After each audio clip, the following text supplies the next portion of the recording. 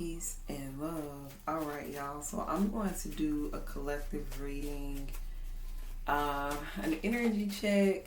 It's been a while. I've been in transition, so I just moved into a new space. So this will be my first reading in my divine new space, and I am so happy about it, y'all. Invoke is taking off, and I got a space for my business now, and my shelves and stuff coming along. So everything is working out. Before I get started, I wanted to tell y'all that I'm updating some new services on the website.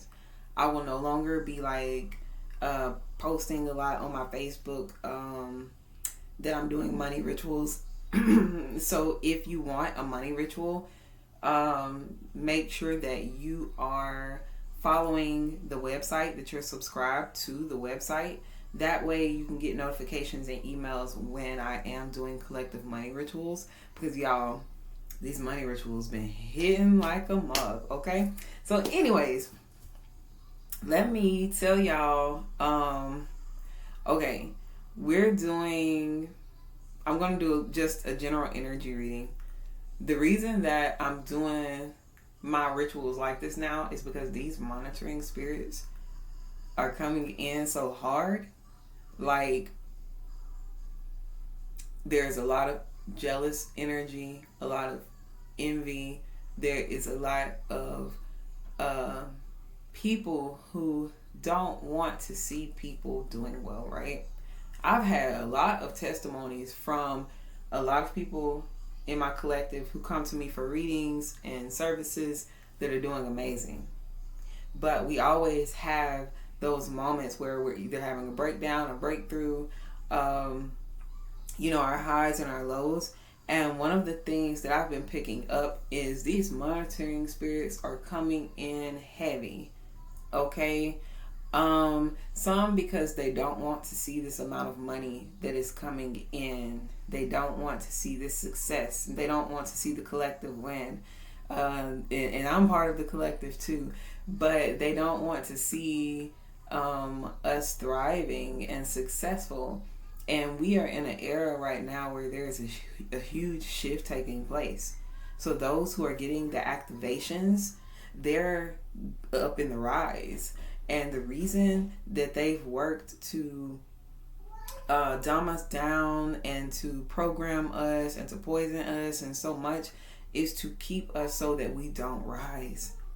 But there is an activation that is taking place with a lot of people, and they are waking up. They're going into that Christ consciousness, and they know that their soul is calling them to lead, is calling them to step into their power.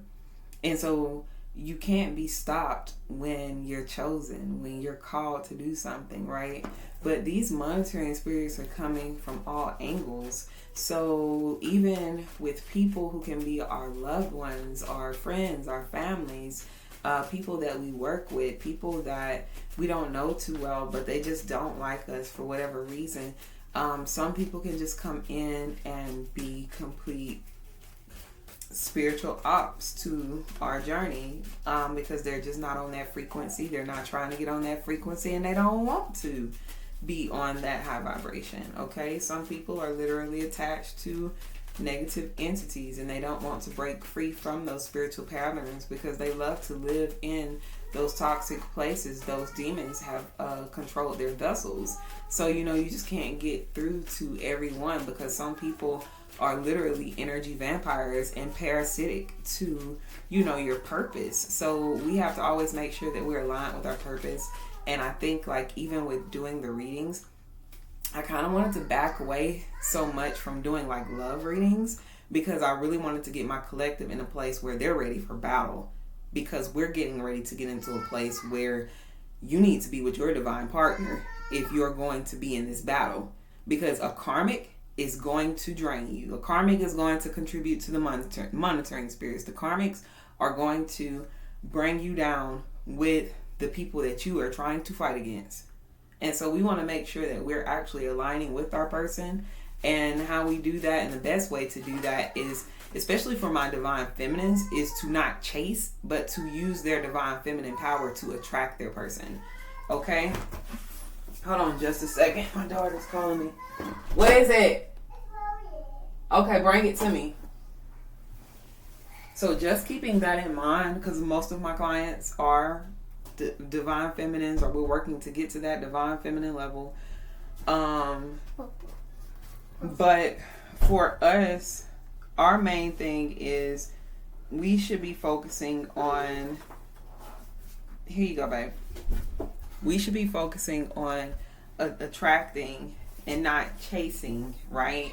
Learning how to utilize our spiritual gifts, our talents, and using our creatress energy to live in abundance and have the things that we desire out of life.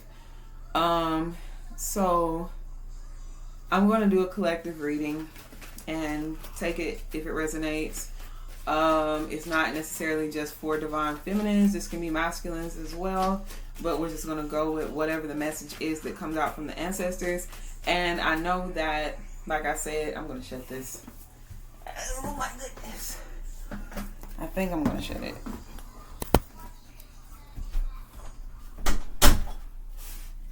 But like I said, we're going to get into like a general energy reading, and then we're just going to see like what is it that is going on with the collective and these monitoring spirits and so on. So we got the High Priestess card that came out, and this is one of the first cards that came out. Wow. This is one of the first cards that came out in my reading earlier. But the High Priestess is about a woman who is in her divine feminine energy. And this can be masculine as well. Not necessarily in feminine energy, but just in a divine space. When we think about divine feminine, we think about wisdom. We think about intuition. So you can be in that place where you're intuitive. You've learned a lot of lessons. You may have some gray hairs up there, but you have this wisdom of understanding certain things that are taking place around you, right? You may even sense that you have some type of unique gift or power. This may be somebody who is connected to the spiritual realm, or someone who receives divine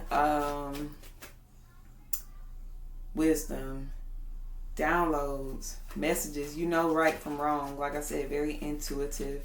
This may be somebody who is an empath as well. This may also be a divine mother. This can be somebody who is a mother. The card that comes behind it is the Emperor. Hold on now, because you got the Emperor here. So this can be somebody who is kind of balanced, right? This is balance, because the Emperor is the physical aspect. The Emperor is the material world, right? So you have the spiritual, which is the feminine, the intuition, the wisdom, and you have the Emperor, which is logic, which is physical, which is masculine. This is the energy of protection. And with these two here, this is a balanced energy. So someone can be in a balanced energy. Someone may be working on balancing out those aspects of themselves. Someone can also be balancing out this aspect in a relationship. So if you're a divine feminine, you can be working on balancing this out with the masculine, and then vice versa for the masculines, balancing it out with your divine feminine. The Daughter of Baskets is here. So someone could be getting some good news. Something is approaching you that is very abundant, that is going to bring you a lot of clarity and confirmation. It's definitely good news. It can be something that is a celebration. This can be something that's unexpected. So something that you just didn't expect was going to happen, or something that can happen quite quickly. This can even be where you're trying to balance things out. You could be balancing things out after going through some type of tower moment. We're going to pull more cards to see and get clarity.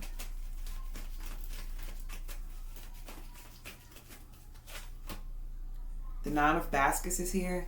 So someone could be recovering from some type of tower moment as well.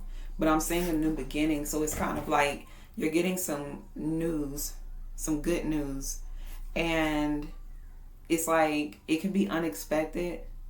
But this shift that's taking place, that's requiring you to balance yourself out, is necessary, because this has to do with your money. This has to do with your wealth and your abundance.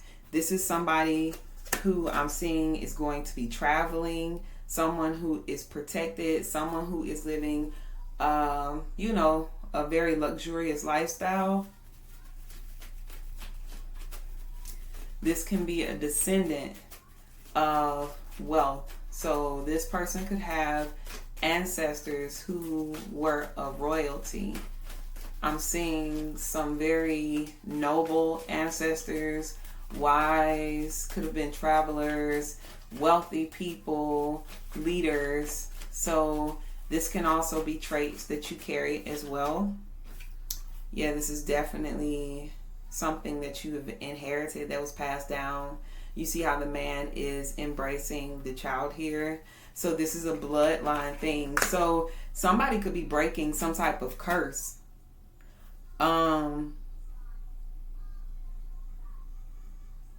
Someone is breaking a curse, and they're walking into a place of their power, of their gifts, of everything it is that they've always been, because they're walking in their divinity. And intuitively, you've always known that you've come from some type of greatness, or spiritually you've known that you have a bigger purpose. But I'm seeing with those tower moments that maybe those can make you question yourself sometimes. There can be some uncertainty, especially when you're dealing with monitoring spirits who can sometimes come in to create confusion, or when you're dealing with certain wounds and traumas that we're having to heal from ourselves. But this is somebody who's come from a place of divinity, and they may know that they were called to be divine. This is someone who knows that they have great purpose. Some ancestors is communicating with them, and they want them to continue to be great. They want them to take things further than they did. They want them to heal. So your ancestors want you to go further than them. They may have dealt with some things in their past where some things were broken, but hope was not lost. You may have even come from a broken family, but I'm seeing that you're breaking that curse. You are breaking that curse. Yep. The Nine of Knives came out. So someone is being released from curses that they may have experienced as a child or growing up or in their bloodline. It is the end of those things. And what I was picking up before I even got into this reading is that the monitoring spirits know their time is running out. That's why they working so hard. That's why they working so hard. Is the Eight of Knives here? They working hard. Do you hear me? Because they trying to confuse you. They trying to make you question yourself and figure out if what you're doing is right. But justice is coming. Balance is coming. Order is coming. Harmony is coming. So the end of the chaos, you're walking into new beginnings. You're walking into a place unbothered. You're walking into a place of love. You're walking into a place of success, a place of victory. And those monitoring spirits, they panicking. They're trying to sabotage you, confuse you, and set you up. Because they know that you are coming to break that curse. And them spirits, them entities, them demons that are intertwined in that curse, that has tried to attack you and your family, they are fighting hard because they know they got to go. They cannot dwell in this space. And so they can't get past you. They can't get past you. They didn't know that when you were created, that you was going to be one of the strongest in the game. Do you hear me? They didn't know that you was coming this hard. Alright? They underestimated you. Yeah, they thought they had you blocked and locked, okay? They thought they had your life on hold. That's what they thought. They thought that they was going to keep you trapped. They didn't know you was the curse breaker. They didn't know that you came to break the curse. You see how this woman is sitting here living her best life? This woman got peace. She's abundant. She's living in a nice space. They thought you was going to stay oppressed. Not you. That ain't what the ancestors sent you for. They was praying for you before you even came here. Before you incarnated. Okay, when they say, I am my ancestors' wildest dreams, they already knew that they were conjuring up a spirit that was going to break the curse of their oppression, and everything was going to be okay. They got big faith in you. Alright? Your ancestors got big faith in you. They believe in you. And they need you to believe in yourself. They need you to know that you are divine and know where you came from. Yes, yes, yes. I love this message. And then you got the Empress at the bottom of the deck. I mean, the Empress at the top. What I said at the bottom. I was looking at the bottom. Ooh. The 5 of Sticks and 9 of Coins.